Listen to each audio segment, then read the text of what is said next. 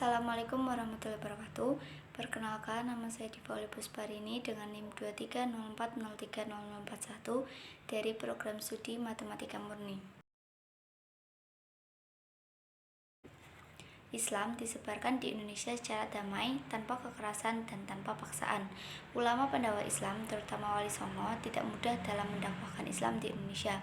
Dengan fakta bahwa mayoritas masyarakat memeluk Hindu dan Buddha, serta masih berkuasanya beberapa kerajaan Hindu dan Buddha di Nusantara, mengharuskan mereka berdakwah dengan beragam cara dan tidak monoton.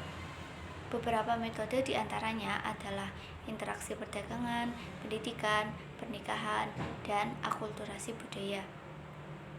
Dakwah Islam oleh para ulama menyesuaikan kondisi dan situasi di Nusantara saat itu. Jika boleh berandai, Islam tidak akan pernah hidup di Nusantara seperti sekarang ini jika saat itu Islam didakwahkan atau disebarkan dengan paksaan dan kekerasan. Pendakwah Islam di Nusantara, khususnya Wali Songo, saat paham kondisi masyarakat Nusantara saat itu, sehingga mereka menyebarkan Islam melalui pendekatan-pendekatan yang dapat diterima oleh masyarakat. Budaya asli masyarakat Nusantara tidak serta-merta ditolak, namun justru diterima dengan baik selama tidak bertentangan dengan syariat Islam. Melalui sejarah perkembangan Islam di Indonesia, model Islam yang cocok dan sesuai dengan nilai budaya Indonesia adalah model Islam Nusantara. Islam Nusantara adalah sebuah metode atau cara dakwah tentang bagaimana ajaran Islam diajarkan dengan cara yang khas yang telah berkembang di Nusantara. Misalnya, ajaran Islam diajarkan kepada masyarakat melalui pondok pesantren yang tersebar di seluruh Nusantara.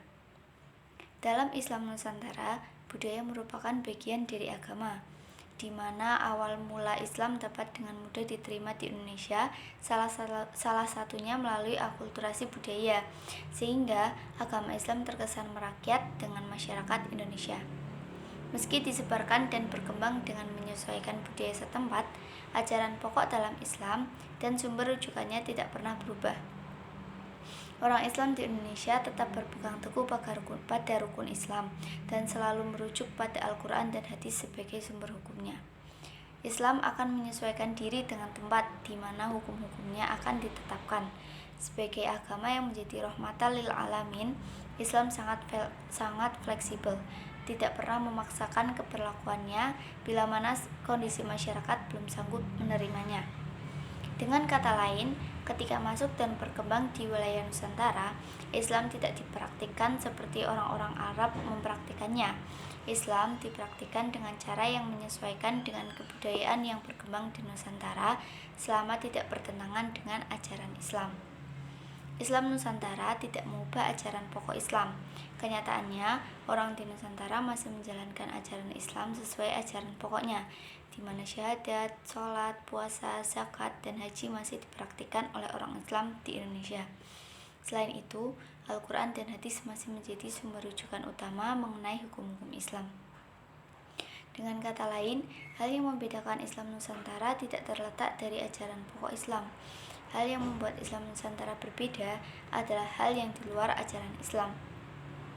Islam Nusantara adalah istilah yang mencerminkan Islam dengan budaya, adat istiadat, dan keramahannya. Pemahaman itu merupakan sebuah arti dari kontekstualisasi ajaran Islam. Sekian, terima kasih. Wassalamualaikum warahmatullahi wabarakatuh.